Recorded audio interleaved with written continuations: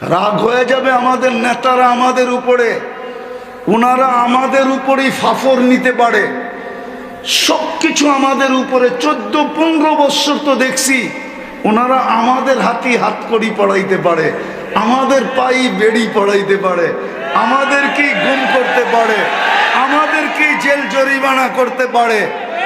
60টা দেশের 60টা দেশ, 250 কোটি মুসলমান, 60টা দেশ ভালো মতে, কিন্তু 60টা দেশ 250 কোটি মুসলমান। গত অক্টোবর, এই অক্টোবর 2টা জাতিসংঘের সম্মেলন গেল, কিন্তু এই মুসলিম দেশের নেতারা জাতিসংঘের ভিতরে শুধু 60 লক্ষ ইহুদি, আমরা 250 কোটি, শুধু 60 লক্ষ ইহুদি, ছোট একটা দেশ, আমরা 60টা দেশ, তার ভিতরে 4টা দেশ এরকম যার টাকার উপরে দুনিয়ার কোনো টাকা নাই। কুয়েত, বাহরাইন, ওমান, ব্রুনাই, এর চেয়ে বড় টাকা দুনিয়ার কারো কাছে নাই। কিন্তু তারপরও ইসরায়েলের বিরুদ্ধে 2 অক্ষরের একটা নিন্দা প্রস্তাব পাশ করতে পারে নাই।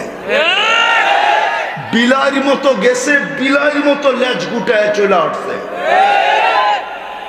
বলো কোনি 2 অক্ষরের একটা নিন্দা প্রস্তাব পাশ করতে পারছে কিনা? 2 অক্ষরের পারে নাই।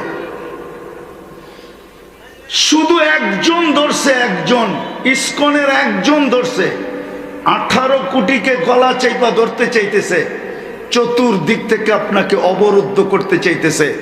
কিন্তু আমাদের দেশের সরকার এই শব্দটা বলতে পারে নাই যে আগে প্লেনে আগে ট্রাকে আইনা খাইতাম, এখন প্লেনে আইনা খাবো। আগে ট্রাকে আনতাম, এখন শিপ বইরা আনবো, নদী পথে সমুদ্রে পথে আনবো। আগে 5 কেজি খাইতাম, এখন 1 কেজি কিনবো, 5 জনে ভাগ করে খাবো। তোর থেকে একটা সুতাও কিনবো না, না কিনবো না দিব, এই কথাটা পর্যন্ত বলার সাহস পায় নাই। সব বাপ আমাদের লোকে, সব দেখায় আমাদের সাথে, কিন্তু বাঙালিও তো বাঙালি, ঠিক না? আমি এই মাটির একটা আধ্যাত্মিক শক্তি আপনাদেরকে বলতেছি, এই মাটির একটা আধ্যাত্মিক শক্তি আছে। এখন বাংলা সন কত? 1400 কত? আপনারা বাঙালি, আপনারা না পয়লা বৈশাখ উদযাপন করেন? কি করো না? এসো হে বৈশাখ বলো না? বাংলা শনি তো জানে না, আবার বলে বাংলার জন্য জান দিছি। ইংরাজি জানে, বাংলা জানে না। কত সন বাংলা এখন? 1431। আর আরবি কত? 1446। কয় বৎসরের ডিফারেন্স? 14 বৎসরের ডিফারেন্স। 14 বৎসরের, 14 না 15 বৎসরের ডিফারেন্স আরবির সাথে বাংলার। এই জমিনের একটা আধ্যাত্মিক শক্তি আছে। এই জমিন নিয়ে যে খেলে, ওকে জমিন একদিন না একদিন ল্যাং মারবেই মারবে। একদিন না একদিন ল্যাং, বোঝো ল্যাং? বোঝো ল্যাং কি?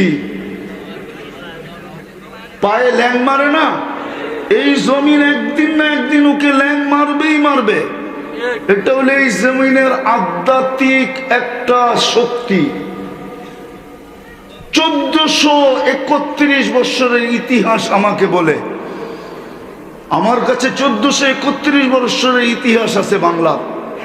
বাঙালিদের ওই ইতিহাস বলে এই জমিন নিয়ে যে খেলবে, যে খেলবে, ওকে এই জমিন ল্যাং মারবেই মারবে। হ্যাঁ, হইতে পারে কাউকে বোল্ড আউট করবে, কাউকে রান আউট করবে, হইতে পারে কাউকে বোল্ড আউট করবে, কাউকে রান আউট করবে, হইতে পারে কাউকে শুধু এরিয়ার বাইরে করবে। আস্তে আস্তে আস্তে আস্তে আস্তে শুধু মাঠের বাহিরে করে দিবে। যেরকম মাঠের বাহিরে করে দিবে কাউকে, কি করে দিছে, আবার কাউকে ছক্কা মাইরা এই পরিধির সীমানার বাইরেও করে দিবে। আবার কাউকে হইতে পারে এই দুনিয়ার থেকেই চিরদিনের জন্য বিদায় করে দিতে পারে। আমি আমার কথা বিশ্বাস করো তোমরা। মিডিয়া যাইতেছে এই জমিনের একটা আধ্যাত্মিক শক্তি আছে, কেননা এই জমিনে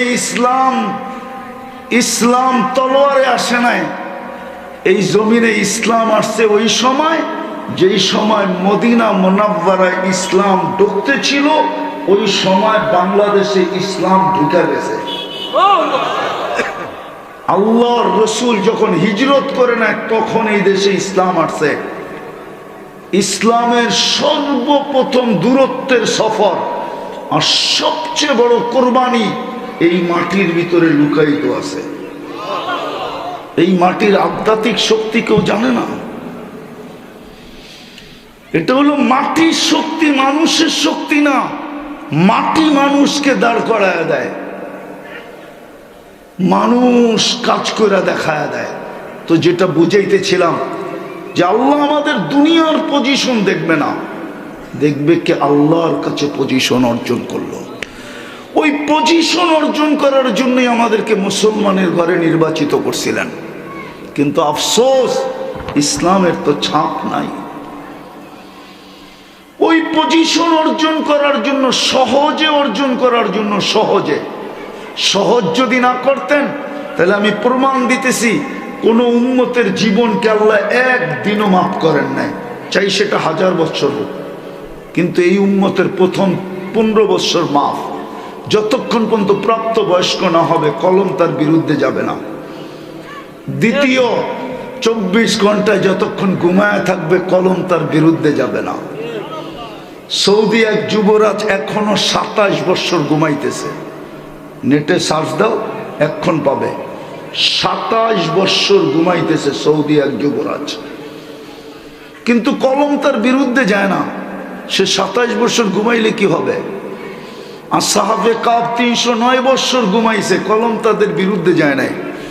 আমাদের বিরুদ্ধে কলম যায় নাই, 2 পর্বে মাফ করছেন। আর রইল কতটুকু? যদি আল্লাহর কাছে পজিশন অর্জন সহজই না করতেন তাহলে মুসলমানের ঘরে অস্তিত্ব দিতেন না। আর মুসলমানের ঘরে অস্তিত্ব দিয়া 2 পর্বে আমাদের জীবনকে কনসিডার করতেন না। শুধু এইখানেই তো শেষ না, উম্মতে মুহাম্মদী নির্বাচিত করে বানাইছেন। এক রাত্র 83 বছর দিছেন। যদি কেউ ইচ্ছা করে 80 বছরের বুড়াও যদি ইচ্ছা করে যে আমি 80 বছর দৌড়াইয়া একটা রাত ধরবো, তারপরে যদি আল্লাহর কাছে যায় আর আল্লাহ যদি জিজ্ঞাসা করে তুই কি নিয়ে আসছিস, তো সে বুক ফুলায় বলতে পারে এক রাত্র নিয়ে আসছি, আর কিচ্ছু নিয়ে আসি নাই। আল্লাহ যদি বলে 80 বছর, বৎসরে তো 365টা রাত্রি, তুই 80 বছরে নিয়ে আসছিস এক রাত্র, এটা হয়তো হয় কি কইরা? তো সে বুক ফুলায় বলতে পারে এক রাত্রই তো 83 বছর 4 মাস, আমি 80 বছর ছিলাম, 80 থেকে 80 বাদ দিয়া দেন, তারপরও তো 3 বছর 4 মাসের পাওনা আমি আপনার কাছে, আপনি আমার কাছে পাবেন, তো পাবেন কোত্থেকে? কিন্তু আফসোস তো এইখানে, ওই নবীর আদর্শ কোথায় ওই নবীর আদর্শ? অথচ যিনি সারা জীবন আমাদের জন্য চোখের পানি ঝরায় গেছেন, 23 বছর চোখের পানি একদিনের জন্য শুকায় নাই। জিবরিল জিজ্ঞাসা করছে মিকাইল, হাদিসে জিবরিল বলতেছে আমি জিজ্ঞাসা করছি মা জালা আরাকা তাবকি, যখনই দেখি কাঁদেন কেন? বলছে উম্মতের জন্য। হ্যাঁ,